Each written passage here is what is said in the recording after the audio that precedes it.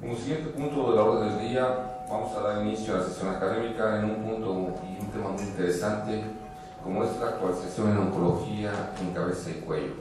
Es un simposio que nos va a hacer favor de coordinar el doctor Mario Sergio Dávalos Fuentes, quien va a presentar a los ponentes. Doctor Dávalos, si es tan amable, por favor. Muchas gracias a todos por su asistencia.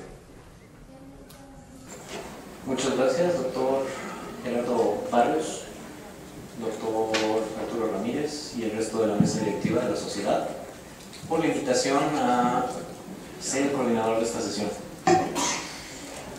Siempre es un gusto estar invitado en este lado del podio, especialmente cuando uno tiene la capacidad de decidir qué es lo que vamos a estar viendo. En este caso, lo que a mí me interesa es poder tener un programa que les sea de utilidad a todos ustedes. La mayoría de la gente que va a encontrarse en esta sala es muy probable que no vaya a tratar cáncer. Sin embargo, justo titulé la primera de las pláticas, que es una pequeña introducción muy cortita, porque es relevante para todo otorrinolaringólogo poseer nociones de oncología, y es el motivo del resto de las sesiones.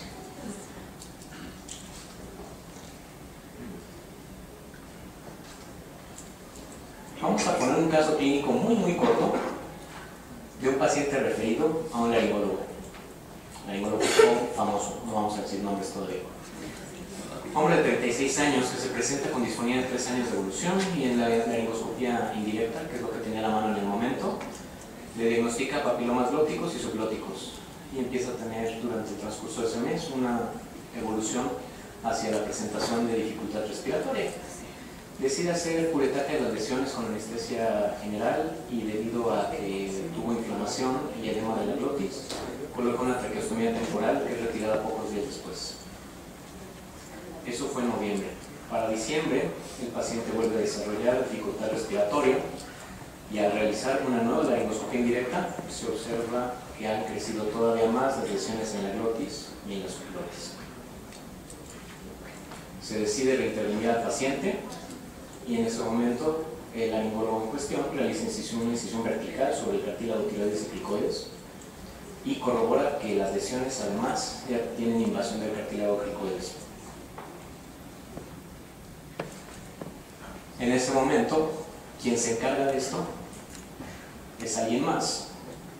Empieza una esqueletolización de la laringe, realiza una traqueostomía, la sutura la piel, realiza la resección completa por debajo del iris de la pieza completa y no realiza un cierre de la brecha faríngea, es decir, deja la faringe abierta. En este momento la mayoría de ustedes debe de tener la cara de qué es lo que está pasando, quién fue el responsable de esto, y para que ahora sí tengan la perspectiva, estamos hablando de la primera laringectomía que se realizó en la historia. El laringólogo famoso en cuestión era Morrell Mackenzie, laringólogo en Londres. Y esta laringectomía probablemente la conocen por la historia como la laringectomía que llevó a la Primera Guerra Mundial. Quien realizó la laringectomía en realidad fue el doctor Theodor Christian Albert Billroth, muy conocido tanto por ser el padre de la cirugía gástrica como también por prácticamente haber disminuido la mortalidad de la tiroidectomía hasta convertirla en una cirugía que podemos realizar hoy en día con bastante seguridad. Ahora vamos a hablar de números.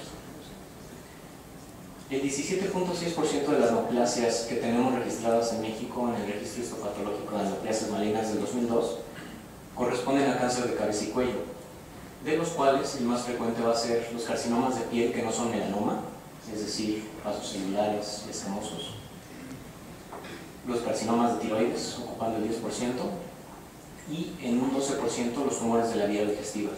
De estos, los más frecuentes van a ser laringe, cavidad oral, faringe en total y nariz y senos paranasales. El resto van a ser tumores misceláneos. Van a decir, ¿por qué estoy poniendo una cita del 2002? Me debería de dar un poco de vergüenza. Sin embargo, si buscamos, no hay cifras más actuales. Nuestro gran problema es que tenemos un subregistro y no tenemos las cifras que deberíamos de tener. Actualmente el INCAN está en un proyecto para realizar la nueva versión del registro histopatológico de neoplasias y se espera que la tengan ya completada para el 2020. pero por el momento nos vamos a quedar con las cifras que tenemos de ese entonces. Como oncólogos debemos de saber que son 3 cosas los que nos van a dar el pronóstico verdadero del paciente, y estas 3 cosas van a ser los factores asociados al tumor, los factores asociados al paciente y los factores asociados al equipo médico. Los factores asociados al tumor no los podemos cambiar y difícilmente vamos a cambiar también los factores asociados al paciente. Sin embargo, nosotros somos el equipo médico y lo que sí podemos hacer es un cambio en la capacitación. Como les decía, es muy probable que 9 de cada 10 personas de los que están aquí no vayan a tratar cáncer nunca, pero los que sí también es muy seguro es que 10 de cada 10 van a tener ante ustedes en algún momento un paciente con cáncer. Y la obligación de ustedes va a ser identificarlo, estadificarlo y enviarlo al especialista. Estas son los mapitas que tenemos de Globocan. Globocan tiene su última edición en 2012, entonces estos son mapas de 2012. Este específicamente nos habla de la incidencia de casos nuevos, obviamente, en tiroides. Lo que quiero que vean es que mientras más claro es un color, la incidencia es menor, y mientras más oscuro es mayor. Y vean por favor tanto Canadá, Estados Unidos y México, que somos los pertenecientes a Norteamérica. Vamos a cambiar ahora el mapa, y este es el mapa de mortalidad. ¿Qué les parece? Primero tenemos pocos casos y tenemos una mortalidad alta. ¿A qué se debe esto? No tenemos casos de tumores más agresivos. Lo que tenemos como problema es que los estamos detectando mal y por lo tanto se está retrasando nuestra manera de responder a estos. Entonces, ¿qué es lo que tenemos que cambiar? Justamente la actitud con la que tratamos a los pacientes con cáncer. Esta, por otro lado, es la de cáncer de laringe. Igual, vean los mismos países. En general lo que notan es que Estados Unidos tiene un poquito más de incidencia, su mortalidad es mejor porque los tratan mejor. Y aquí tenemos faringe en total. Esto incluye oro, naso e hipofaringe. El tratamiento es más o menos adecuado. Para poder completar esta misión que tengo, que es de que ustedes se queden con un poquito de lo que vamos a hablar el día de hoy, invité a 3 profesores. En primer lugar, a la doctora Cristiana Aide Flores Balcázar, que coordina la unidad de radiooncología del Instituto Nacional de Nutrición Salvador Subirán, y también es médico adscrito del Servicio de Radiooncología del Instituto Nacional de Cancerología. Va a hablarnos de un poquito de generalidades de la radioterapia. Aún hoy en día es un poquito triste ver que muchos otorrinolaringólogos ante un tumor maligno prefieren hacer una resección incompleta con la idea de que deberían mandarlo a radiar para que ya con eso quede el paciente, cuando esto es un tratamiento inadecuado. Posteriormente va hablándonos un poquito de las diferencias que tenemos en cáncer asociado a BPH y a tabaco. Está el doctor Arturo Iván González González, que es médico adscrito del Departamento de Otorrinolaringología y Cirugía de Cabeza y Cuello del Instituto Nacional de Enfermedades Respiratorias. Y finalmente vamos a tener a la doctora Claudia Alejandra González Prado hablándonos de los cambios que hay en la nueva estratificación de la JCC. Como ustedes saben, cada cierto tiempo se hace una revisión y se hacen los cambios pertinentes. Entonces no se preocupen, para el examen del consejo todavía vamos a estar utilizando la anterior, pero es buena idea que vayan conociendo la nueva. Entonces, doctora Cristian. Hola, muy buenas noches. En estos minutos vamos a platicar sobre lo existente en cuestiones de radioterapia, sobre todo de cabeza y cuello.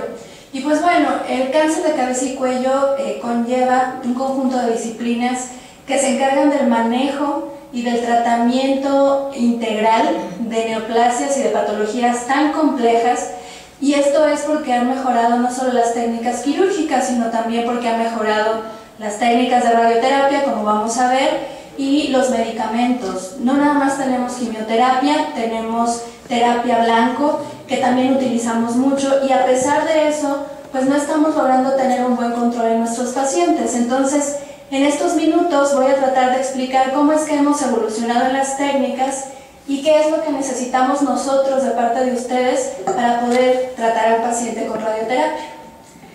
Estas personas que ven ustedes aquí sonriendo son para decir que pues bueno, la cabeza y el cuello pues son un punto muy importante de nuestro cuerpo, y que independientemente de la sonrisa, de las gesticulaciones, etc., estas personas se pueden ver dañadas por un cáncer de cabeza y cuello y por un mal tratamiento de nosotros. Especialmente hablando de radioterapia, difícilmente podemos revertir un daño causado por nuestro tratamiento, y es necesario que estemos en conjunto con ustedes para poder ofrecer un buen tratamiento a nuestros pacientes.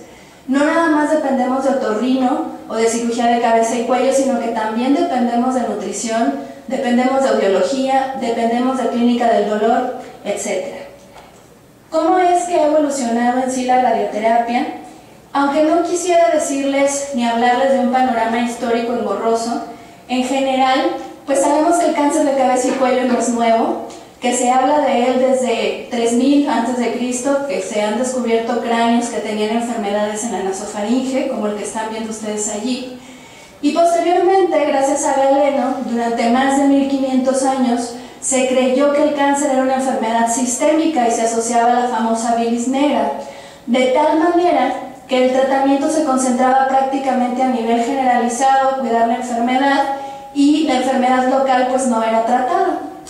Tuvo que venir Descartes para poder pensar en que los sistemas linfáticos o los vasos linfáticos eran los encargados de diseminar la enfermedad, y ahí se sentaron las bases de la disección ganglionar. Y posteriormente pues hubo quien relacionó el tabaco en conjunto con el cáncer, y a partir de esto pues empezaron las bases tanto de la cirugía como también de los medicamentos y propiamente de la radioterapia. En los años 1800, sobre todo en 1895, pues se tiene el descubrimiento de los rayos X, y casi al mismo tiempo se describió la radioactividad por Becquerel. Posteriormente, pues los hermanos Curie hablaron del descubrimiento del radio y de sus aplicaciones, y la imagen que tienen ahí es del primer cáncer vasocelular tratado con radioterapia, en donde pueden ver que con una sola dosis pues existió una respuesta lo suficientemente buena como para que se creyera que se podía curar no solo el cáncer, sino también enfermedades benignas, de tal manera que hicimos mucho daño por mucho tiempo y tratábamos incluso micosis, tratábamos también lepra, tratábamos tiñas, y esto pues desencadenó muchos efectos adversos. Finalmente llegan los sistemas de ortovoltaje. Como pueden ver, son máquinas pues muy rudimentarias, se hacen en grupo, la seguridad radiológica prácticamente pues no existía, y la heterogeneidad en las dosis que se otorgaban pues era lo suficientemente amplia, pues porque cada médico prescribía a su manera y en base a su experiencia. Lo que pueden ver en esta imagen en forma de caricatura son sales de radio que se metían por el oído o se metían incluso por la boca y salían a través del estómago para poder irradiar toda la zona que era operada. Posteriormente, pues como se vio que tenía diseminación linfática, por ejemplo un cáncer de laringe, se intentó colocar estos cascos alrededor del cuello, como lo pueden ver, para poder irradiar el cuello, y finalmente pues se intentó aplicar por medio de contacto agujas de radio. Este es uno de los primeros pacientes tratados con un cáncer epidermoide de cabeza y cuello, y como pueden ver al final del tratamiento pues quedó esa cicatriz. Pero si tomamos en cuenta que antes no había técnicas anestésicas ideales para no sentir tanto dolor y también había mucho sangrado, pues no era tan malo tener una cicatriz de esa forma, si de otra manera el paciente podía morir por sangrado.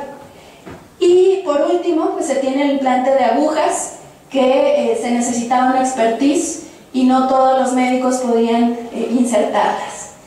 El verdadero tratamiento del cáncer de cabeza y cuello comenzó más o menos en los años 50, y esto es con la creación de los cobaltos y finalmente de los aceleradores lineales. Estamos viendo las primeras máquinas, una en Canadá, que fue el cobalto en 1949, y el acelerador lineal en Stanford, y esta era la manera en que se trataban los cánceres de laringe.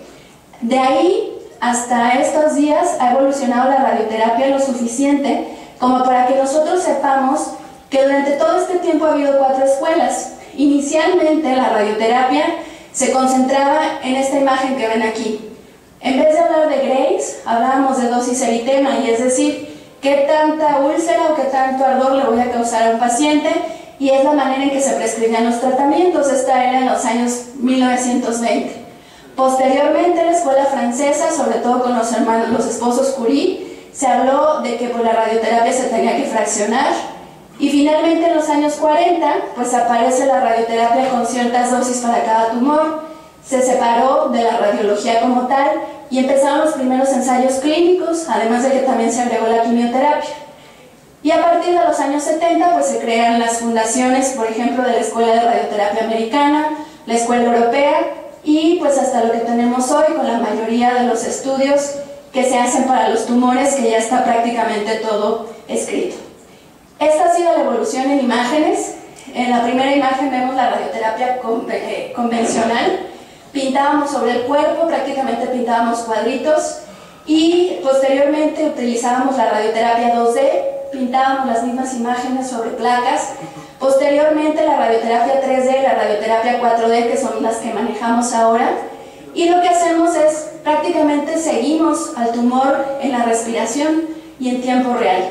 Para los que alcanzaron a ver el video, pues el paciente estaba prácticamente respirando y únicamente dispara el acelerador cuando el paciente tiene una inspiración profunda y sostenida.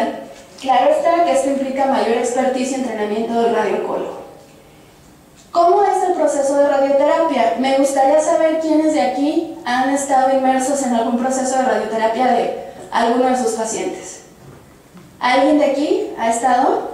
Ok. Bueno. Lo que van a ver a continuación se llama simulación virtual. Para cada uno de los pacientes que ustedes nos refieren, antes de haber decidido qué tratamiento se va a hacer, necesitamos saber que en efecto tenga una indicación de radioterapia. Se hace una simulación virtual en la cual se hace una máscara, como pueden ver.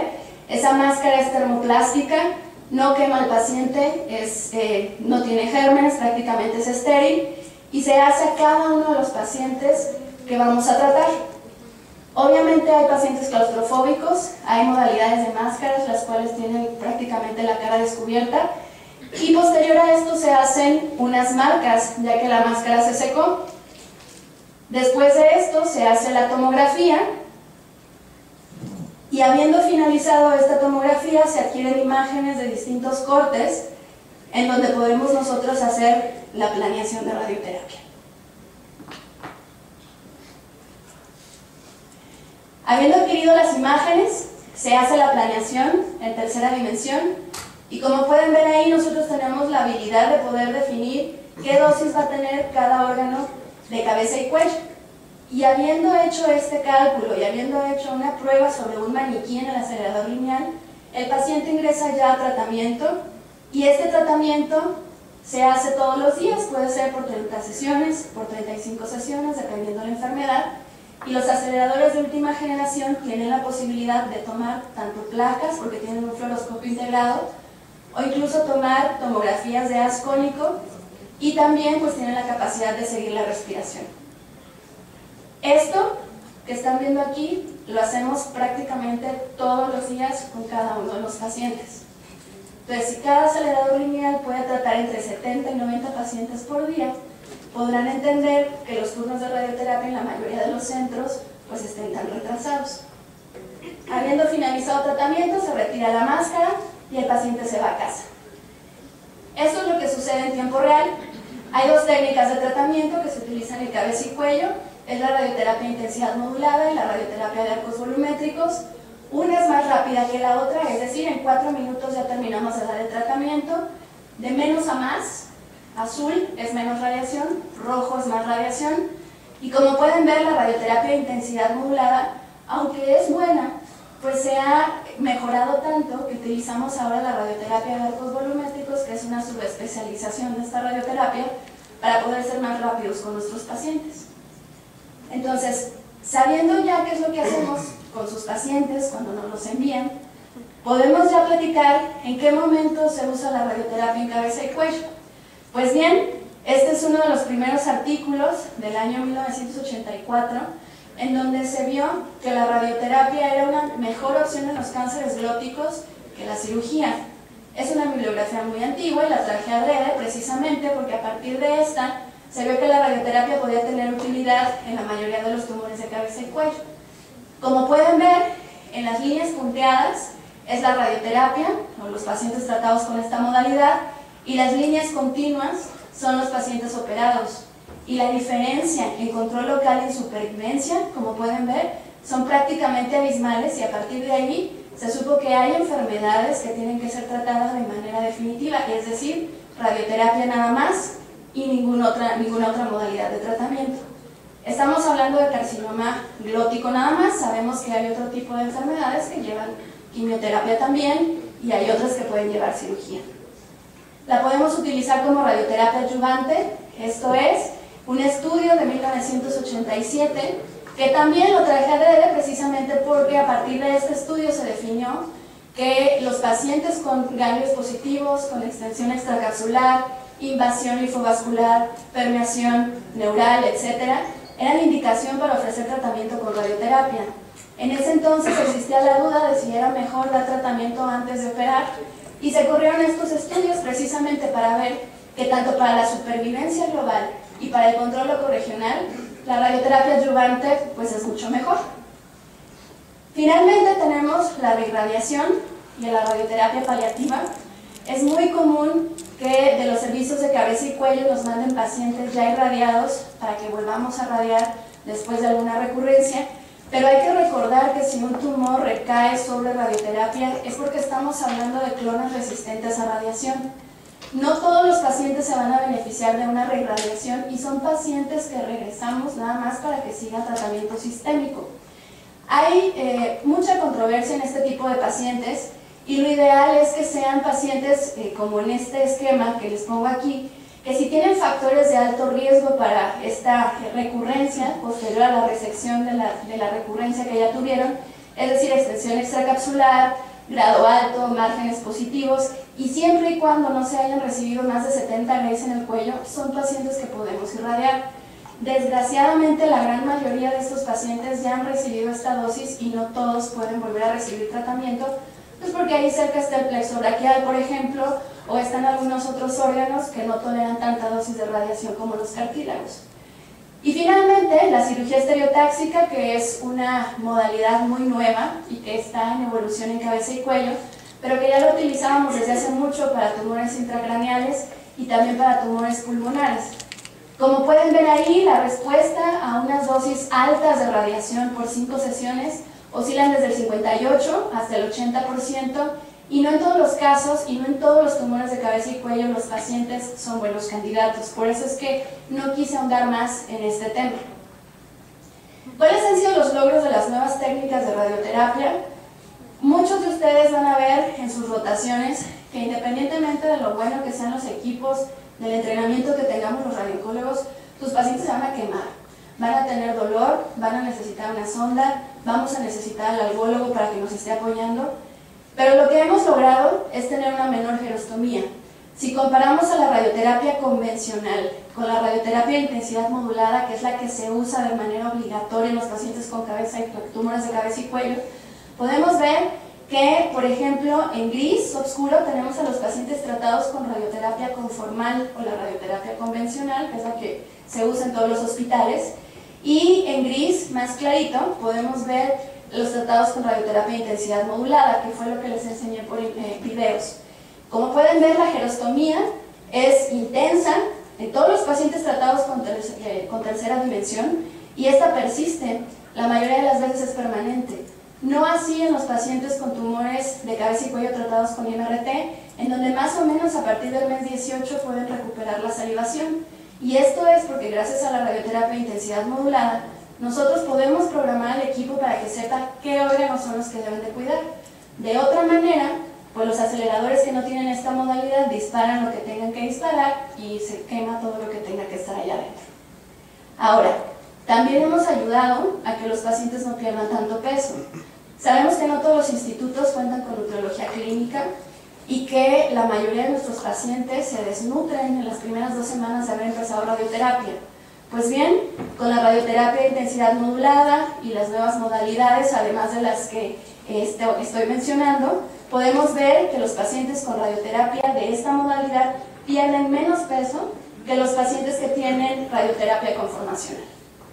Otra cosa es que podemos ayudar en la preservación de la deglución y de la calidad de vida, y aunque no es mi intención que analicen a conciencia todos estos cuadros, lo único que quiero que vean es que los pacientes que están en las líneas claritas son los que son tratados con radioterapia de intensidad modulada, y los que están en gris oscuro son los que están tratados con radioterapia conformal. Tanto la boca seca, la calidad de la saliva, la integración social del individuo, el habla, la deglución, se ven preservadas en mejor medida que los que son tratados con radioterapia conformacional. Ahora, no todo es miel sobre hojuelas, tenemos muchas limitaciones. Una de ellas es una muy temida y que seguramente ustedes ven mucho más que nosotros, y es la osteoradionecrosis. A pesar de tener las mejores técnicas de tratamiento, muchos de estos tumores se van hasta 70 Grays, que es una dosis altísima, y estos tumores están muy cerca del maxilar y de la mandíbula. Independientemente del tipo de radioterapia que utilicemos, los pacientes con tumores de orofaringe, de cavidad oral, y de orofaringe, van a tener un riesgo hasta del 50% de osteoradionecrosis, y este va a suceder a partir del 18 mes de haberse tratado, y puede mantenerse este riesgo por los siguientes 10 años. Y muchas veces cuando los pacientes llegan al servicio de dental, pues nunca se piensa en este diagnóstico. Ahora, cuando ustedes tienen un paciente que van a mandar a radioterapia, es importante que reciba profilaxis dental, y lo vamos a ver en las siguientes diapositivas. Cuando terminan a un paciente de radioterapia y se los regresamos, ustedes deben de saber que sus pacientes no deben asistir a tratamiento dental por lo menos en 6 meses, y que si necesitan algún tratamiento especializado con odontología, debe ser con un odontólogo oncólogo. Existen y están perfectamente capacitados para poder tratar este tipo de pacientes y de esta manera poder reducir el riesgo de osteoradionecrosis. ¿Qué controversias hay? Pues bien, mucho se habla del BPH, y sabemos que da o proporciona una mayor radiosensibilidad en los pacientes que son portadores de este virus, y este esquema, aunque un poco complicado, lo que trata es de decir que la radioterapia en general produce 2 tipos de daño, que pueden ser rupturas de doble cadena y rupturas de cadena simple. Para que la radioterapia tenga un efecto en este tipo de pacientes, los pacientes que tienen o que son portadores de BPH, sabemos que tienen una sobreexpresión anormal del P53, lo que lo hace más funcional y que puede hacer que las células puedan irse a apoptosis de una manera más sencilla.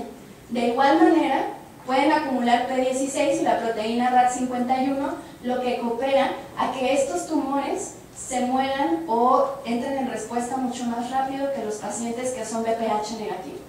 De ahí que ha habido algunos estudios en donde no solamente se ha visto que son pacientes que responden mucho mejor en calidad de vida, es decir, no los hacemos dependientes de una gastrostomía, que es lo que suele pasar muy a menudo cuando irradiamos los constrictores de la faringe, sino que son pacientes que pueden destetarse más fácilmente de la gastrostomía profiláctica, a diferencia de los pacientes que son BPH negativo.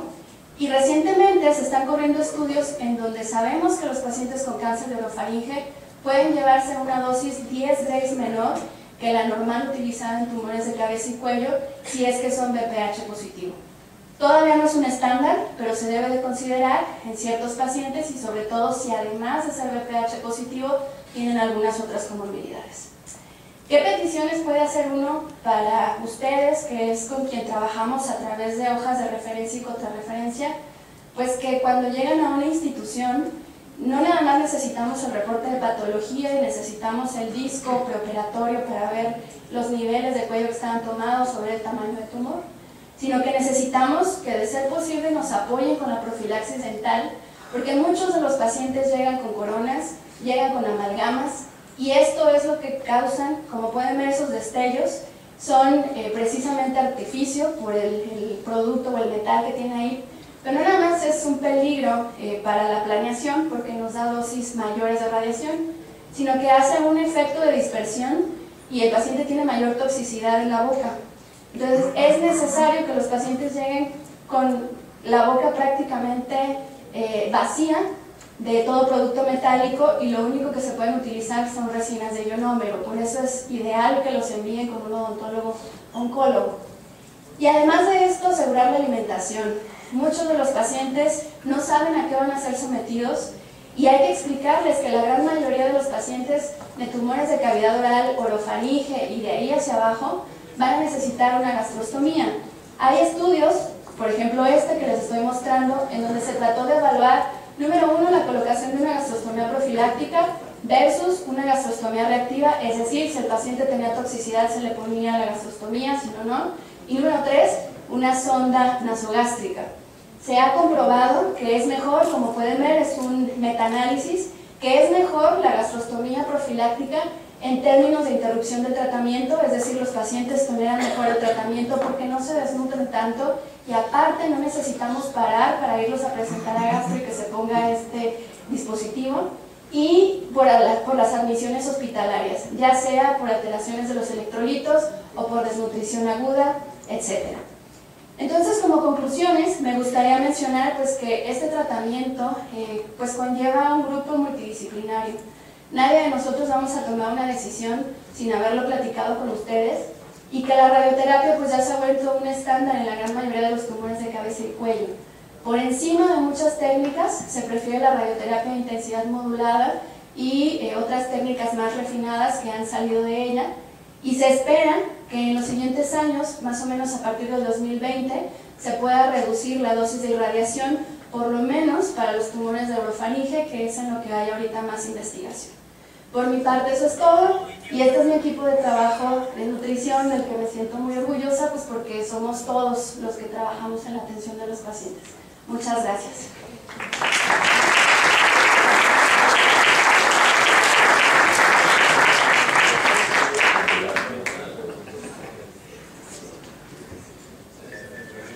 Buenas tardes, vamos a continuar con el simposio. Yo soy otorrinolaringólogo, algunos de ustedes me conocen, y prácticamente lo que se trata esta clase es ahondar un poquito en todos los avances que han habido en la repacificación que hubo recientemente este año, que va a entrar en vigor a partir de enero de 2018 por parte de la JCC. Es importante, como se había mencionado, ahondar en algunos puntos específicos, porque han habido cambios muy relevantes, sobre todo hablando de BPH y de orofaringe, que es el modelo del que vamos a hablar ahorita. Lo importante en esto es que finalmente han habido cambios en los cuales se han tomado en consideración algunos aspectos fuera de lo que es el tamaño del tumor, de la invasión del tumor, de cuestiones anatómicas, sino como en algunos otros modelos, hablando de CACU por ejemplo, ya estamos hablando de aspectos de tipo molecular, y sobre todo en la tapificación vamos a tomar en cuenta la etiopatogeneidad. Como podemos ver, la incidencia de cómo se ha ido comportando a nivel mundial la incidencia de cáncer de cabeza y cuello, podemos ver que ha habido disminución con el paso de las décadas, más o menos de los últimos 20 años. Pero ¿qué está pasando? Hay algunos sitios anatómicos, específicamente la orofaringe, en los cuales tenemos un incremento constante con el paso de los años. Lo primero puede ser explicado porque finalmente conocemos al tabaco como la causa número 1 relacionada a cáncer de cabeza y cuello de la vía aerodigestiva. Pero entonces, ¿qué está pasando con todos estos pacientes de orofaringe que están incrementando con el paso de los años? Aquí es donde se empezaron a tomar en consideración a través de estudios que había una relación directa causal por el virus de VPH. Aquí ya más específico, igual tenemos en la línea amarilla cómo se ha ido comportando relativamente el cáncer de cabeza y cuello, y aquí tenemos el incremento disminuyendo los pacientes que han estado relacionados a tabaco en orofaringe y aumentando por otro lado muy importantemente los relacionados a VPH. Veamos que el virus del papiloma humano es la infección de transmisión sexual más común a nivel mundial. Desde 1990 a la fecha tenemos un incremento constante de 5%. en lo que es orofaringe relacionado directamente a BPH. En los 80 se hablaba que más o menos un 16% tiene una relación en cáncer de orofaringe. Actualmente sabemos que es aproximadamente el 70%, en algunas series mucho más. Sí, sabemos que el BPH produce muchos tipos de cáncer en todo el organismo. El ejemplo número 1 es el cáncer cervicuterino. ¿Sí? Pero ya actualmente la orofaringe es de los que más se ha estado relacionando, y fuera de lo que es el área, digo, de ginecología o de uro. Para nosotros es algo muy relevante porque no es algo contra lo que nos hubiéramos enfrentado antes.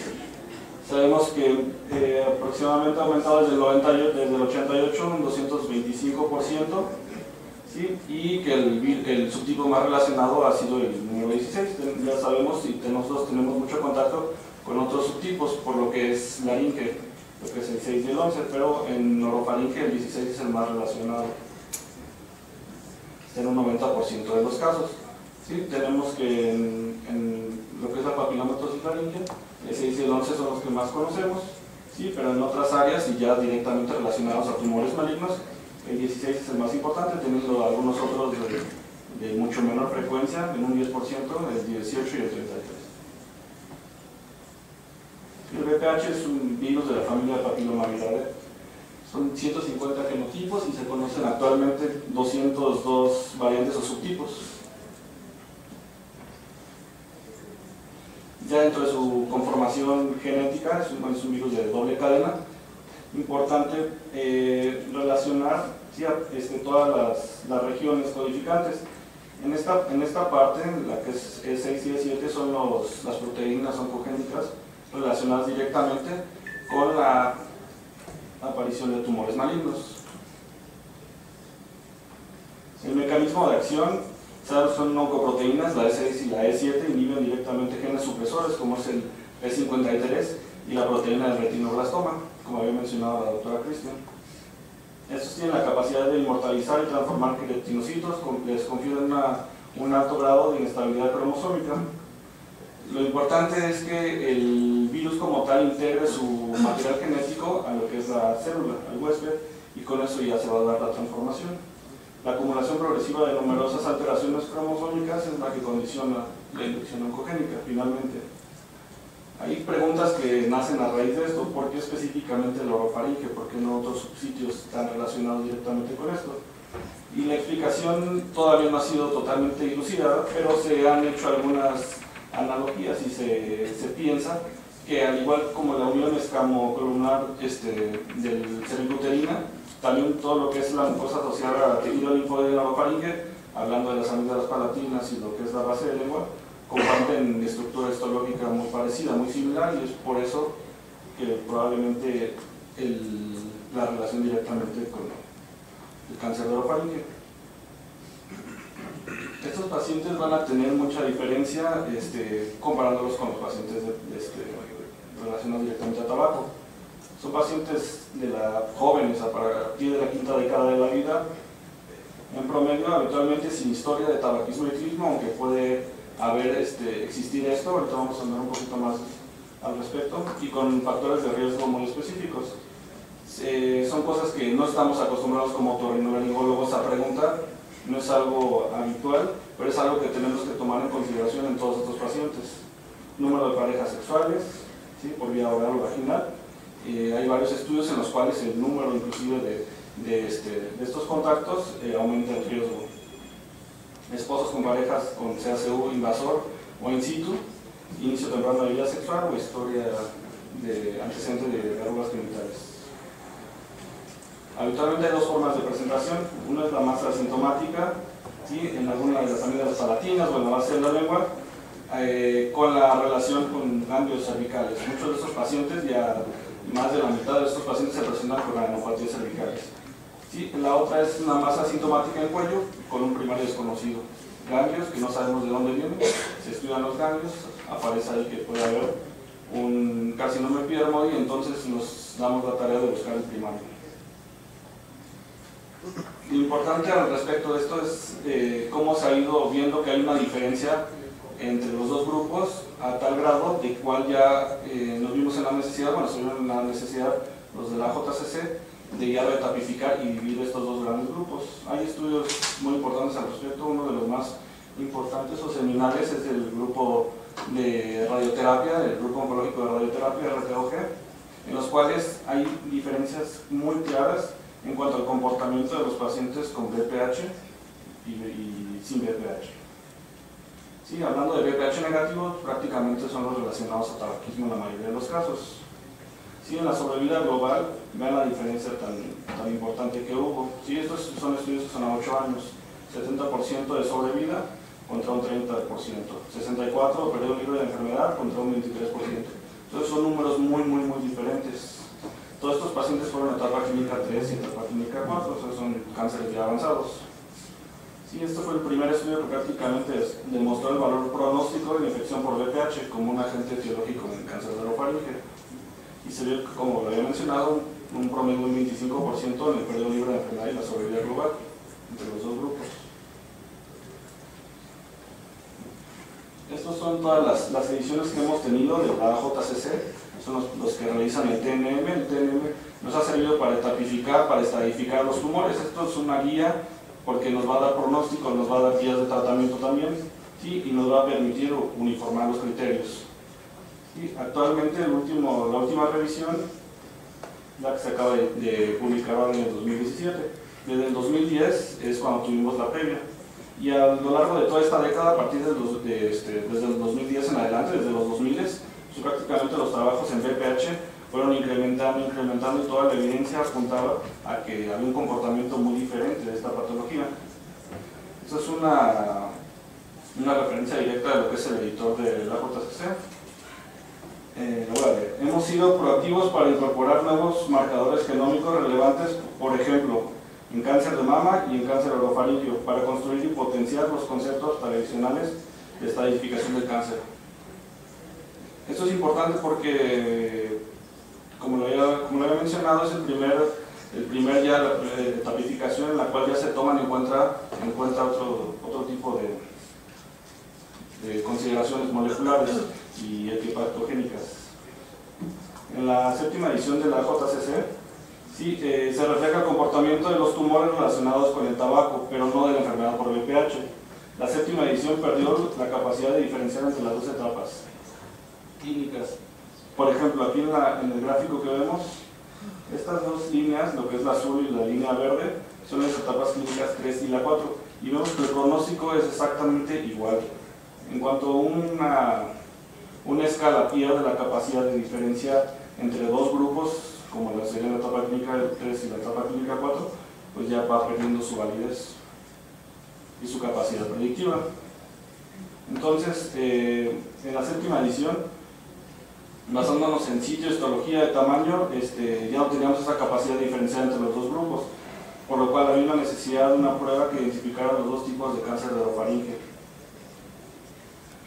Uno podría pensar que el tabaco pudiera ser alguna de lo que nos haría la diferencia, los pacientes que fumaban con cáncer de orofaringe y los que no fumaban. Pero se encontró que hay pacientes que fuman que también van a tener VPH, por un lado, y por otro lado hay pacientes con cáncer escamoso que no está relacionado ni a tabaquismo ni a VPH. Por lo tanto, esto no nos servía como una prueba diferenciadora.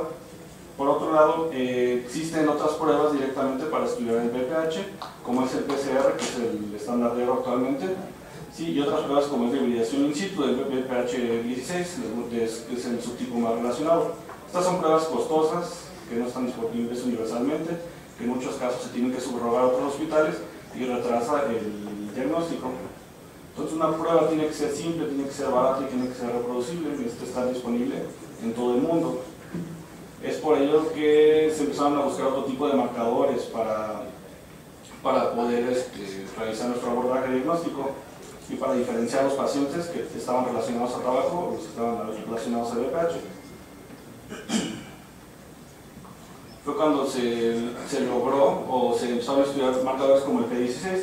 Ya se mencionaba un poquito al respecto, ahorita vamos a andar un poquito más en lo mismo. Es un marcador sustituto fiable, es un pronosticador positivo independiente para el cáncer de orofaringe, es barato, tiene una amplia disponibilidad, es fácil de interpretar y es universal. Aquí en la imagen vamos a ver un poquito de lo que es el ciclo celular, hablando del E7 como proteína oncogénica. Tenemos esto que es la proteína del retinoblastoma. Sí, la proteína del retinoblastoma va a impedir, es un gen supresor, va a impedir que la célula va a avanzar de la etapa G1 a la etapa S. Entonces hay varias quinasas dependientes de ciclina, que son las que la van a fosforilar para que éste se inactive, se separe de los factores de transcripción y la célula pueda avanzar a la fase S. Cuando tenemos ya directamente a las proteínas oncogénicas como es el E7 del BPH, lo que van a hacer es degradar al retinoblastoma para que la célula entre en fase S. El P16 directamente va a inhibir la fosforilación, bueno, a las quinasas que van a fosforilar al retinoblastoma, y con eso va a funcionar como supresor tumoral. Entonces, cuando llega el E7, directamente en esta zona va a aumentar lo que es la actividad del P16 y por eso sirve como un marcador fiable. Hay varios estudios que han estudiado su rendimiento, su desempeño. Sí, en estos, por ejemplo, comparándolos con otras pruebas diagnósticas mucho más estandarizadas, como es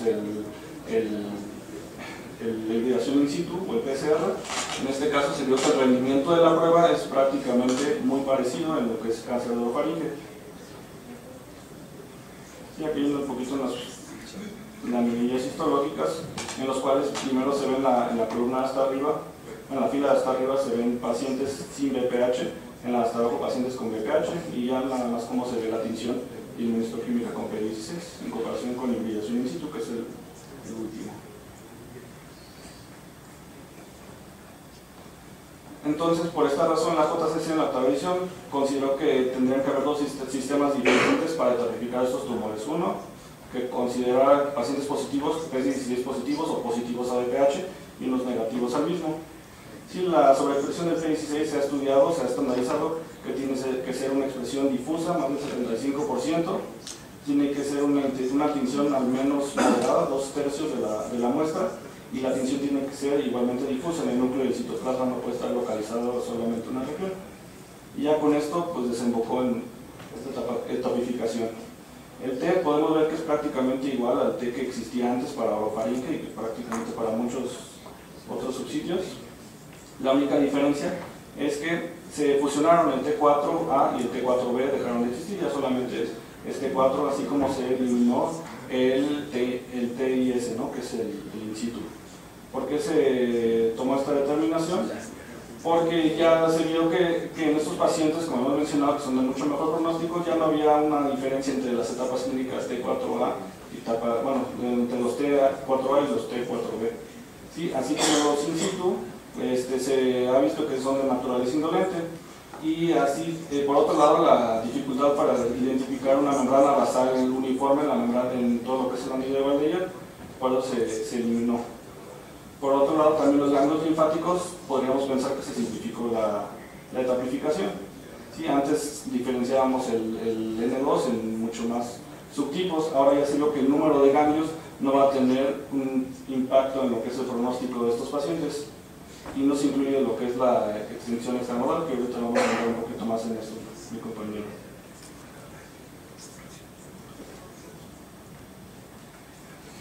Por otro lado, también se agregó lo que es la clasificación patológica de los ganglios linfáticos. Esto solo va a ser, todas las clasificaciones patológicas van a ser aplicables en los pacientes que se operan. Estos son tipificaciones que se hacen ya después de que uno le entrega la pieza al patólogo. Con el resultado se van a poder cambiar la tipificación clínica o ajustar algunos detalles. ¿Sí? Y esto es algo muy curioso, porque es muy diferente la evidencia ha demostrado que es diferente cómo se van a analizar ese tipo de pacientes. Aquí sí van a importar el número de ganglios linfáticos. Sí, vamos a tener que, dependiendo del número de metástasis que tengamos, es cómo se va a etapificar a nuestros pacientes. Esta diferencia todavía no ha sido totalmente dilucidada y hacen falta estudios a lo largo para saber por qué ese comportamiento diferente. Estamos hablando que prácticamente toda la etapificación clínica y lo que hemos visto que no importaba el número de ganglios linfáticos, son pacientes que se tratan la mayoría de las veces con quimio y radioterapia. Entonces, en este caso, en los pacientes que en la ratificación patológica son pacientes posoperados. Y vamos a ver que en pacientes que antes tenían un tumor pequeño de unos 2 centímetros, que tenían 2 ganglios linfáticos, digamos nivel 2 y nivel 3, iban a ser automáticamente una etapa clínica 4A. Actualmente ya sabemos que ya van a ser una etapa clínica 1, como se puede ver aquí. ¿Sí? Van a ser un N1 con un T1. Esto impacta mucho también psicológicamente en los pacientes, al saber que no son una etapa clínica avanzada y que, y que el pronóstico es mucho mejor. ¿Sí? La ratificación patológica. Tenemos dos grupos de pacientes, que son los pacientes que fuman y que también van a tener VPH. Uno puede decir, bueno, si tengo VPH, pues mi pronóstico es mucho mejor, entonces no importa si existe el antecedente de tabaquismo. Se ha visto que estos pacientes se van a comportar en algún lugar en un grupo intermedio en cuanto es a la sobrevida. ¿Sí? Hasta arriba tenemos pacientes puramente VPH sin tabaquismo, abajo tenemos el alto riesgo, los pacientes que son fumadores sin VPH, y en este grupo intermedio vamos a tener a esos pacientes que tienen los dos antecedentes. Con esto los datos sugieren que el tabaquismo no es un cofactor para el desarrollo del cáncer de orofaringe, pero vamos a tener un comportamiento biológico de un tumor alterado por el uso del tabaco. Sí, las alteraciones genéticas inducidas por los carcinógenos también van a ser menos susceptibles a la radioterapia de este tipo de pacientes. ¿Existe VPH en otros subsitios de cabeza y cuello? Se ha visto que sí, pero el comportamiento es muy diferente y por eso no ha habido evidencia para poderlos estratificar como en el caso de orofaringe. En estudios previos se ha visto que en carcinoma de laringe hasta un 24% hay una relación de VPH directamente, con otros subtipos fuera del 16, aquí había un poco más de prevalencia del 18, por ejemplo. Series actuales donde se ha revisado directamente la causalidad del VPH en otros subsitios se ha visto que es mucho menor, ¿no? Hay trabajos que inclusive dicen que es menor del 5% en la causalidad directa. En cavidad oral, el mismo caso. Actualmente por eso no se recomienda la búsqueda intencionada de VPH en otros subsitios de cabeza y cuello. Con esto nos lleva a varias preguntas frecuentes. ¿Debería un par de pacientes con cáncer de orofaringe, deberían vacunarse de algún paciente de cáncer ya con diagnóstico de cáncer de orofaringe VPH positivo? La respuesta es no. La vacuna no tiene utilidad en alguien que ya ha sido infectado, no tiene ninguna utilidad como tratamiento, como parte del cáncer. Esposos o esposas de pacientes con la enfermedad deberían de vacunarse, igualmente la respuesta sigue siendo no. La vacuna no es recomendada para adultos quienes ya han sido sexualmente activos por muchos años. Por otro lado, tenemos a pacientes, por ejemplo, mis hijos deberían de vacunarse. La respuesta aquí sería sí. Se recomienda la vacuna a todos los adolescentes y adultos jóvenes, niños y niñas, con edades de 9 a 25 años. Idealmente previo al inicio de la vida sexual. Todavía no ha sido demostrada, eso lo va a decir el tiempo, si va a haber una disminución del tipo de cáncer de orofaringe con el uso de la vacuna indiscriminada a niños y a niñas en estas edades.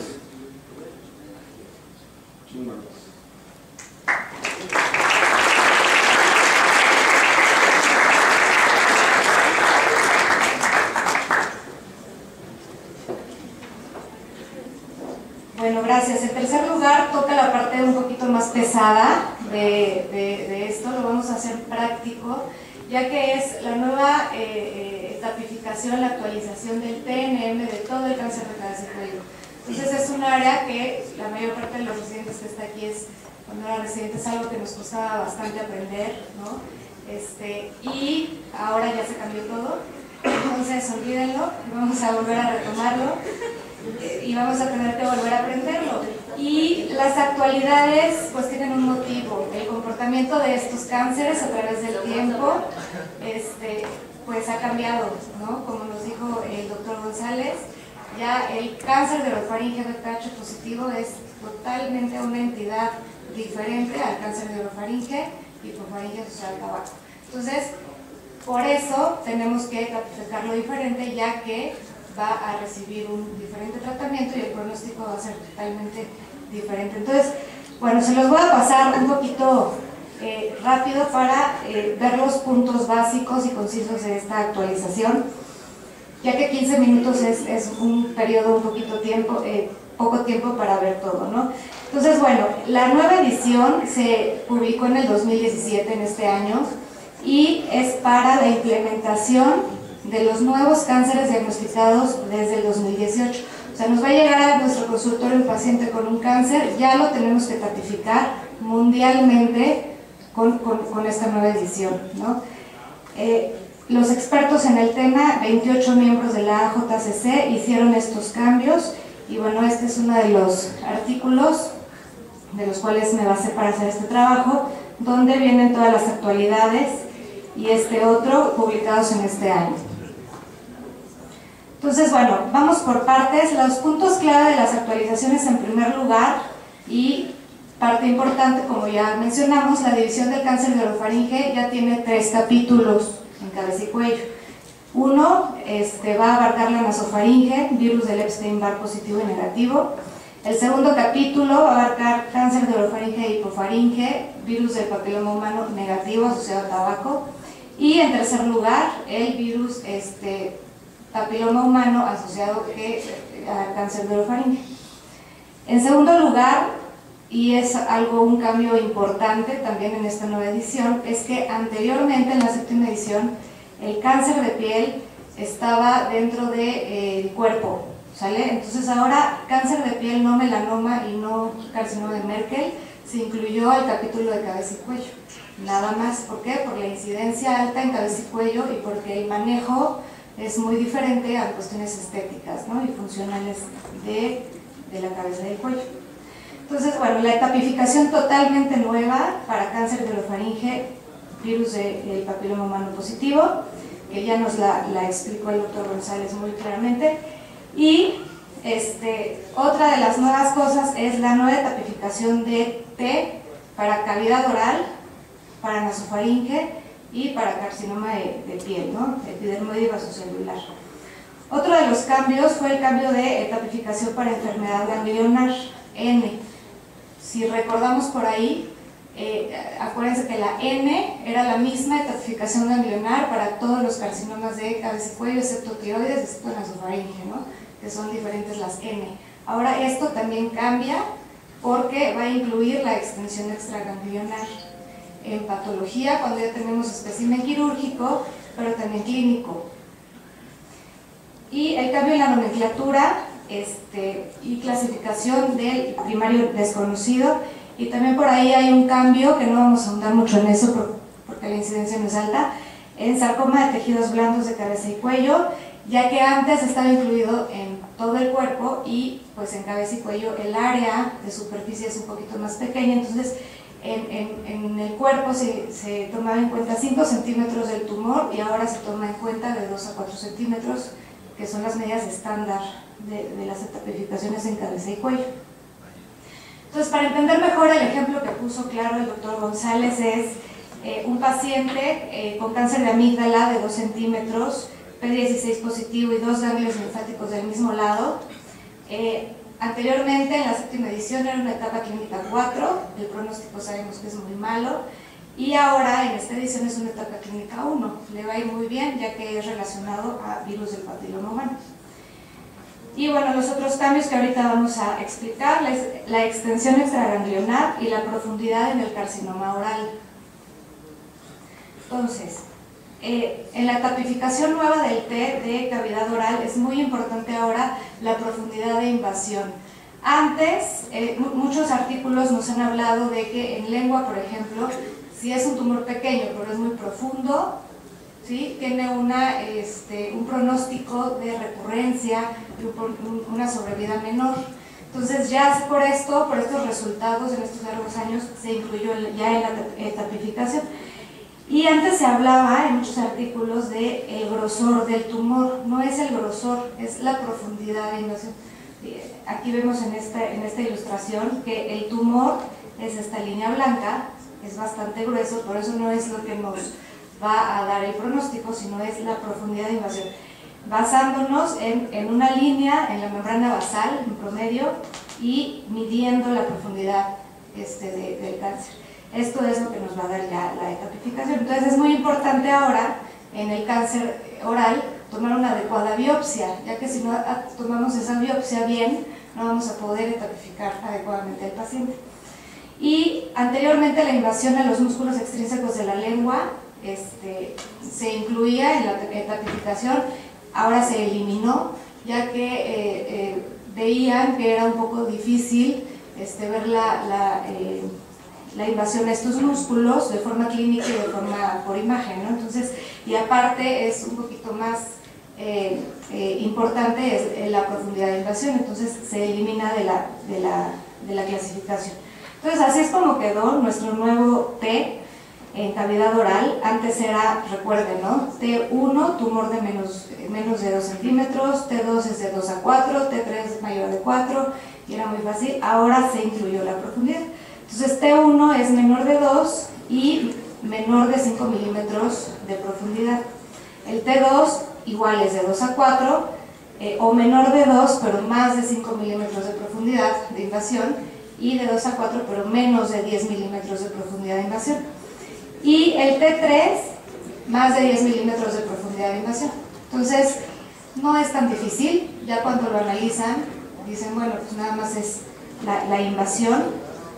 Y en T4A y T4B, enfermedad muy localmente avanzada o moderadamente avanzada, en cavidad oral es un tumor que invade estructuras adyacentes, como la cortical del hueso mandibular o maxilar, el seno maxilar o la piel de cara. Hay un enunciado importante que también en la etapificación previa nos hacía dudar, ¿no? Y aquí ya lo incluyen, la erosión superficial del hueso en un primario de encía, por ejemplo, que tenemos la mucosa muy cerca del diente y de la cortical, no es suficiente para clasificarlo como el T4. Básicamente esos son los cambios en cavidad oral. El N, ya lo vamos a ver posteriormente, es igual que todos los epiteliales no asociados a virus. Los cambios en el carcinoma escamoso de piel de cabeza y cuello, ya les mencioné que es un capítulo totalmente diferente en cuello. Antes se llamaba carcinoma escamoso de piel y otros carcinomas cutáneos, y ahora se llama de cabeza y cuello, ¿no? Excepto el cáncer de Merkel y el melanoma. Entonces, los cambios en esta edición permiten la consolidación de los tumores de alto riesgo en etapas más altas. No voy a recordarles cómo era la clasificación de cáncer de piel, porque seguramente no lo tenemos ahorita en la memoria, pero incluía en la etapificación si era de alto riesgo por los factores pronósticos o si no. Ahora esto se conjuga en la etapificación, que ahorita lo vamos a ver. Entonces, los carcinomas escamosos no originados en cabeza y cuello ahora no tienen sistema de etapificación, o sea que si les da un carcinoma escamoso en el codo, ¿no? Va a ser un poco complicado porque ya se eliminó esa etapificación. Entonces, los relacionados a mucosas y a virus del papiloma humano, como los que ven aquí en la pantalla, estos sí tienen su propia clasificación de acuerdo al virus. Entonces, los factores de mal pronóstico en piel, ¿sí? Es el tamaño de 2 centímetros, antes distinguí el T1 y el T2, ahora 4 centímetros, que es nuevo en esta etapificación. La edición anterior tomaba en cuenta el grosor del tumor mayor a 2 milímetros. Como les explicaba, tomaba en cuenta el grosor del tumor, también aquí en piel se elimina y es profundidad de invasión, ¿sí? Mayor a 6 milímetros. Esta medida se va a tomar, es para los patólogos, pero también es bueno que lo sepamos. La medida es desde la superficie de la capa granular a la base del tumor. Entonces eso es invasión mayor a 6 milímetros. La invasión perineural, hay mayor riesgo en nervios de calibre mayor a 0.1 milímetros o invasión perineural en el tejido celular subcutáneo. También otros factores de mal pronóstico, la histología agresiva como los carcinomas sarcomatoides o esnoplásicos, el grado de diferenciación y la inmunosupresión de los pacientes. Entonces, los cambios en T para piel, ¿sí? Básicamente, bueno, no sé si se ve, el T1, tumor menor de 2 centímetros en su mayor dimensión, Y antes, aquí se ponía el enunciado con características de alto riesgo, que son las que puse previamente. Ahorita ya se elimina eso, porque va a cambiar las clasificaciones dentro de la tipificación. Entonces, T2 es un tumor mayor o igual a 2 centímetros y menor a 4 centímetros, ¿sí? Y se elimina también el enunciado. Y T3, si recuerdan antes, era invasión a maxilar, a mandíbula, a piso de órbita, ya cambia, ahora es un tumor mayor o igual a 4 centímetros y o invasión perineural y o invasión profunda, que ojo, es aquí más de 6 milímetros de profundidad de invasión desde la capa de la piel, y o erosión menor a hueso. Y se agrega T4A y T4B. Antes T4 era único y era invasión al esqueleto axial o apendicular, ¿sí? Ahora cambia y el T4A es tumor con invasión a cortical o a médula ósea, y el T4B tumor con invasión a base de cráneo y agujeros de la base de cráneo. Entonces, esos son los cambios en piel para tomarlos en cuenta. Y los cambios en N, en piel, la etapificación en N va a tener dos: la etapificación clínica de los ganglios y la patológica, ¿no? Entonces, la patológica es la misma que les voy a describir al final, que va a ser el N igual para todos los carcinomas epiteliales de cabeza y cuello, de pH negativos. Y solamente que la etapificación clínica va a tener unos ligeros cambios y va a incluir la extensión extranodal. Ya toda la etapificación de N incluye extensión extranodal. Y el criterio clínico para definir extensión extranodal pues es que esté un poquito fijo a estructuras contiguas, que tenga invasión aparente de nervios craneales, ¿no? Ahorita lo vamos a ver. Ahora, en nasofaringe hay modificación de T y hay modificación de N. Los cambios en T más o menos son muchos. El T2, que antes era tumor con extensión parafaringea, y ahí quedaba. Ahora se incluye musculatura prevertebral y músculos pterigoideos medial y lateral, que antes esto lo llevaba hasta T4, ahora es T2. Y en T4, antes era la invasión a espacio masticador o invasión a infratemporal, que se quedó en acuerdo ahí con los expertos en la JCC, que era un poquito ambigua esta clasificación, entonces ya lo cambiaron, que el involucro a través de la cara lateral del músculo pterigoideo lateral o la glándula parótida. Estos son básicamente los cambios en nasofaringe. Y los cambios en la etapificación ganglionar, se elimina el criterio de adenopatía supraclavicular mayor a 6 centímetros. Ahora el criterio que se va a tomar en cuenta es el borde caudal del cartílago cricoides. Entonces aquí sí es evidente el cambio. N1 son ganglios retrofaringeos sin importar la lateralidad, cervicales unilaterales menor a 6 centímetros, porque estén por arriba del borde caudal del cricoides. ¿Sale? Antes era por arriba de la fosa supraclavicular. El N2, cuando hay ganglios cervicales bilaterales menos de 6 centímetros, igual por encima del borde caudal del cartílago tiroides.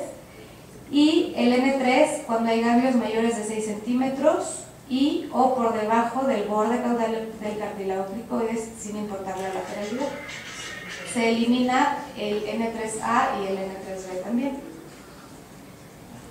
Y bueno, en orofaringe, básicamente el cambio más importante es el nuevo TNM para virus del papiloma humano asociado, pero también hay unos cambios para el cáncer de orofaringe e hipofaringe no asociados a virus del papiloma humano. El T prácticamente sin cambios, excepto se eliminó el T0, ¿sí? Ya que T0 ahora va a ser asociado, se tiene que buscar primero, relacionado a cáncer con virus del papiloma humano o Epstein-Barr positivo. Se elimina T0, el N sin cambios a excepción de la extensión extranodal, que es algo importante. El N3 se divide en N3A y N3B, y el M sin cambios, ¿no? Entonces aquí está la clasificación de T, nada más se quitó el T0, todo lo demás sigue prácticamente igual, orofaringe, hipofaringe, BPH negativo, y la etapificación clínica para ganglionar en carcinoma de orofaringe, ahora se incluye la extensión extranodal en N1 negativo, N2A, N2B, se sigue la metástasis en un ganglio ipsilateral 3 centímetros o menor, es N1 como anteriormente, N2A metástasis en un ganglio ipsilateral mayor a 3 centímetros pero menor a 6, y el N2B igual, ninguno mayor a 6 centímetros, el N2C, ganglios bilaterales o contralaterales, ninguno mayor a 6 centímetros y la extensión extranodal negativa. Y ahora se subclasifica N3A y N3B. El N3A es metástasis en un ganglio linfático mayor a 6 centímetros con extensión extranodal negativa, y el N3B metástasis en cualquier ganglio, ¿sí?, de cualquier tamaño, pero que ya tenga extensión extranodal clínicamente positiva. Lo clínico, ahorita vamos a ver cómo lo vamos a distinguir. ¿Sí? Pero bueno, es la invasión a piel, a músculo que esté fijo, etc. Entonces esta es la etapificación general. Y los nuevos criterios en clasificación y nomenclatura del primario desconocido, como les adelanté, es que la mayor parte de los carcinomas escamosos primarios en cabeza y cuello están asociados a carcinoma de orofaringe, virus del papiloma humano. Entonces, una buena prueba es la hibridación in situ del virus del Epstein-Barr, es un detector confiable en carcinoma nasofaringio. Entonces, lo que ellos recomiendan actualmente es que a todos los primarios desconocidos de cabeza y cuello, en la patología del cuello, se les haga hibridación in situ, o sea, en la BAF que tomemos del ganglio, hibridación in situ del virus del papiloma humano y del virus del Epstein-Barr. La designación de T0 se reserva solo para el carcinoma metastásico mediado por virus de orofaringe y nasofaringe, y todos los carcinomas metastásicos BPH y Epstein-Barr negativos se van a etapificar como los no asociados a virus. Eso es lo único en primario desconocido. La etapificación ganglionar, que esta es la que vamos a aplicar a cavidad oral, a orofaringe, a hipofaringe, a laringe, a piel y a glándulas salivales también. Estos son los cambios, la extensión extranodal, y básicamente aquí en N2A es importante que vean que sí hay extensión extranodal, pero es un ganglio pequeño, menor a 3 centímetros, y el N3B, metástasis en un ganglio ipsilateral más de 3 centímetros con extensión extranodal positiva, o que tenga otros ganglios ya con extensión extranodal positiva, son los cambios relevantes en esta estratificación. Entonces, ¿cómo vamos a distinguir la extensión extranodal? La evidencia clínica va a ser la exploración física, que palpemos una adenopatía con invasión a piel, macroscópicamente, que tenga infiltración a músculo o estructuras adyacentes, que haya disfunción de los nervios craneales, ¿no? Por ejemplo, un paciente con disfonía, o un paciente con deterioro ahí de la fuerza del hombro, etcétera, ¿no? Y con confirmación radiológica. Entonces, si hacemos radiología y vemos por ahí en una resonancia, ¿no?, que hay involucro a los nervios craneales, pero no hay evidencia clínica, no es suficiente para decir que tiene extensión extranodal. Y la evidencia patológica ya es con el espécimen quirúrgico, la disección de cuello, y se va a dividir aquí en dos. Esto no va a influir en la etapificación, pero sí como datos. Es la extensión extraganglionar menor, que es una extensión de 2 milímetros o menor de la cápsula del ganglio, y la mayor es cualquier extensión aparente para el patólogo, ¿sí?, más de 2 milímetros de la cápsula, o depósitos de tejido blando sin arquitectura de ganglio, sin arquitectura ganglionar.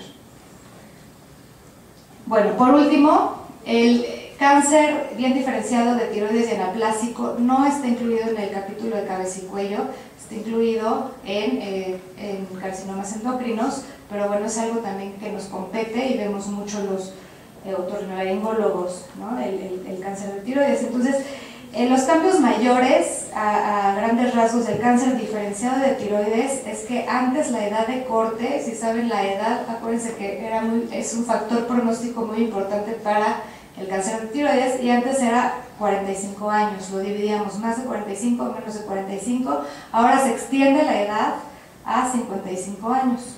Se elimina la extensión menor extratiroidea detectada histológicamente, ya que esto no influye en nada, en sobrevida, en recurrencia, etc. Y la N1 ya no es etapa clínica 3, sino que se divide. Si es el paciente menor de 55 años, el N1 es etapa clínica 1. Si es mayor de 55 años, el N1 es etapa clínica 2. Ya no lo lleva hasta etapa clínica 3, ya que el pronóstico no es tan malo. Y se incluye también el T3, antes era T3 nada más, ahora va a haber un T3A y T3B. El T3A en tumores mayores a 4 centímetros confinados a tiroides, y el T3B tumores de cualquier tamaño con extensión extratiroidea amplia, que esto es igual a extensión a músculos intraioideos.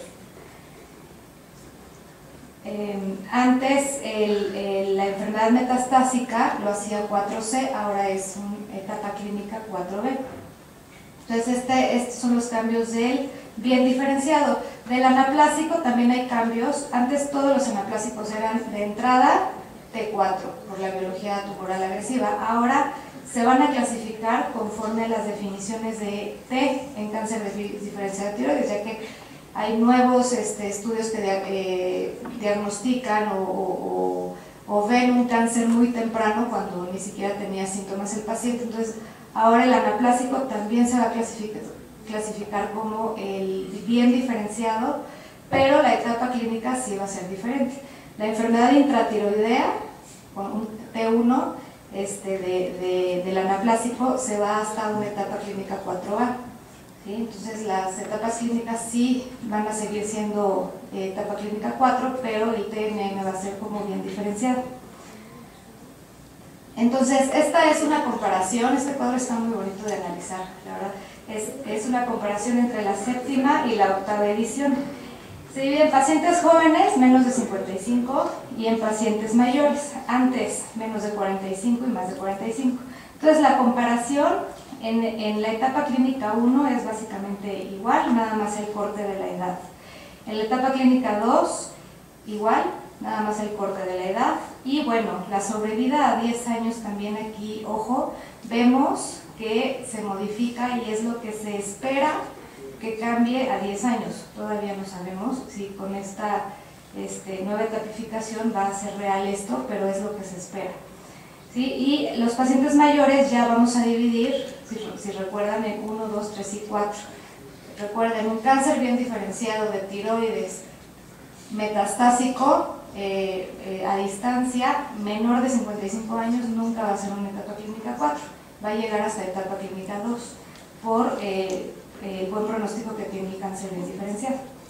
¿Sale? Entonces, bueno, la clasificación T se subdivide T3A y T3B, lo que les comenté, tumor mayor a 4 centímetros, limitado a tiroides, y la extensión extratiroidea invadiendo solo músculos infraioideos de cualquier tamaño. Otra de las cosas que pone aquí la etapificación, que bueno, antes también era una duda, es que este tipo de cánceres vemos que son multifocales, ¿no? ¿Qué hacemos? Que tiene uno chiquito de un lóbulo y uno grande del otro lóbulo. ¿Qué hace? Bueno, todas estas se subdividen en tumor solitario, se le tiene que anteponer una S, o tumor multifocal, se le tiene que anteponer una M. Y se va a tomar en cuenta la etapificación de acuerdo al tumor más grande, nada más. La clasificación ganglionar en tiroides también cambió, ahora es N0, se dividió en N0A y N0B, para hacerlo un poquito más complejo. Entonces, el N0A, N0 sin evidencia de metástasis, ¿no? O adenopatías. Entonces, el N0A es tener ya una o más confirmaciones etiológicas o histológicas de adenopatía benigna. O sea, le tenemos que hacer biopsia a los ganglios sospechosos y tener la confirmación de que no es metástasis.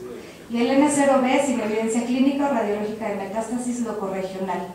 El N1, metástasis o adenopatías regionales, el N1A, metástasis a nivel 6 o 7 uni o bilateral, y el N1B, que también se incluyó, metástasis uni o bilateral o contralateral de estos niveles del cuello o retrofaringeos. Entonces, yo creo que les quedó muy claro todos los nuevos cambios. Hay que verlo y hay que leerlo con un poquito más de calma, pero realmente no son muy difíciles, y si entendemos el por qué hicieron estos cambios, yo creo que es una buena etapificación, y ahora lo que tenemos que hacer pues es aplicarla, ¿no? En fin, bueno, las modificaciones en esta edición fueron diseñadas para mejorar el pronóstico de los pacientes, el plan de tratamiento y medir las diferencias entre los grupos. Y la actualización, yo creo que la más significativa, es la diferencia de etapificación del cáncer orofaríngeo BPH positivo, que bueno, esto nos va a conllevar a más puntos de discusión y a mucha investigación, cómo les va a ir a estos pacientes. Entonces, yo creo que lo que comentó el doctor Daros al principio, de que los registros nacionales de cáncer están súper desactualizados desde el 2002, entonces yo creo que podemos contribuir todos, ¿no?, a esta lista nacional de actualización, etapificándolos así y tener un poquito más de base de datos para futuras investigaciones. Gracias.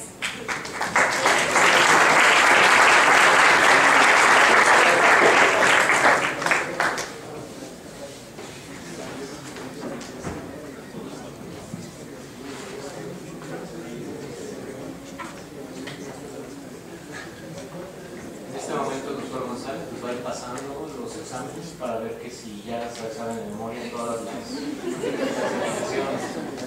No, finalmente, yo sé que este es un tema pesado, especialmente para la mayoría de ustedes que no tienen inclinaciones hacia la oncología.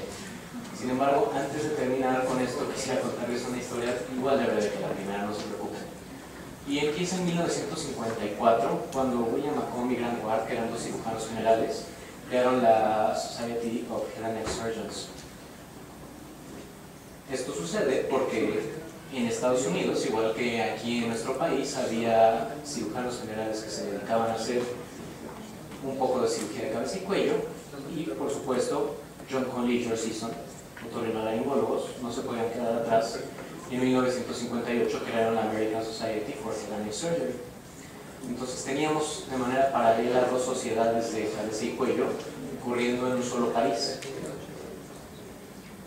Fue hasta 1984 que el doctor Paul Chrétien, que era justamente cirujano general, se puso de acuerdo con la finalidad de hacer un poco de academia y crear tanto un congreso unificado como también un consejo de entrenamiento unificado, lo cual llevó a que poco a poco se empezaron a hablar alrededor del 89 sobre fusionar ambas sociedades, la sociedad de los cirujanos con la de los otorrinolaringólogos.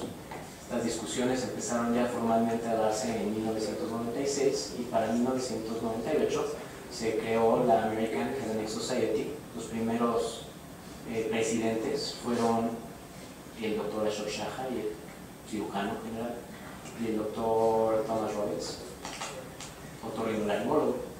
Fue el único año en el que hubo dos presidentes, justamente para que se notara que estaban en ambas sociedades en buenos términos. De ahí entonces, del 99 hasta el 2016, 3 presidentes han sido cirujanos y el resto han sido otorrinolaringólogos. Si ustedes revisan los libros, quien escribe de esto en todo el mundo son otorrinolaringólogos. Quienes van a tener a sus pacientes la bolita en el cuello son los otorrinolaringólogos. Quienes pueden descalificar si la cuerda se mueve o no se mueve son los otorrinolaringólogos. Entonces, ¿quiénes tienen que tener esto muy en claro? Los otorrinolaringólogos. Esta es una foto de mi residencia, mi alta especialidad. El que está delgado en ese entonces soy yo, y al lado de mí está mi compañero, que es cirujano general. Gracias a él ahorita se hace una gastrostomía y muchas otras cosas. Realmente la colaboración entre todos nosotros es lo que hizo que nuestros pacientes tuvieran buenos resultados. Estas son fotos de cuando estuve en Alberta haciendo mi entrenamiento en cirugía microvascular y reconstrucción. Si ustedes ven en la mesa de disección tenemos modelos tridimensionales del peroné, de la pieza que vamos a retirar, de tal manera que cuando entre el paciente a quirófano nosotros ya tenemos un molde de qué es lo que se va a resecar, cómo se va a reconstruir, y el equipo está formado por solamente otorrinolaringólogos. Algunos van a estar en el equipo de resección, otros en el equipo de traslado de tejidos, y quien está encargado de la anastomosis se va a encargar del cuidado del paciente. Todo esto se puede hacer de manera adecuada siempre y cuando tengamos la capacidad de tener un equipo multidisciplinario. Van a decir, acaba de decir que todo lo hicieron los otorrinolaringólogos. No, los otorrinolaringólogos nos encargamos de la parte del quirófano, pero más allá de eso todavía tenemos desde el preoperatorio a quien nos manda el paciente, todo lo que vemos después de esto, la adjuvancia, etc. Es muchísimo el trabajo que se tiene que tener con un paciente oncológico. La única manera de que todo empiece bien es que el otorrinolaringólogo, que no se dedica a cáncer pero recibe a los pacientes por primera vez, sea capaz de detectar estos tumores y entonces les demos un tratamiento adecuado y rápido. Entonces disculpen la aburrición que esto puede haberles ocasionado. En realidad lo que espero es que hayan aprendido por lo menos algo muy claro. No se puede tomar de hoy en adelante todo como que nada más depende del tamaño. Estamos hablando de una época diferente en la que el tratamiento es molecular, en la que el tratamiento va a ser influido también por pruebas moleculares. Estamos hablando de tratamientos que van a ser multidisciplinarios. Así que lo que tenemos que hacer es ponernos a leer. Y aparte de esto lo vamos a estar viendo a partir del año que viene. No es algo que estamos viendo a futuro. Estamos viéndolo ya a la vuelta de la esquina. Enero empieza en 2 meses. Gracias. Muy bien. Muchas gracias.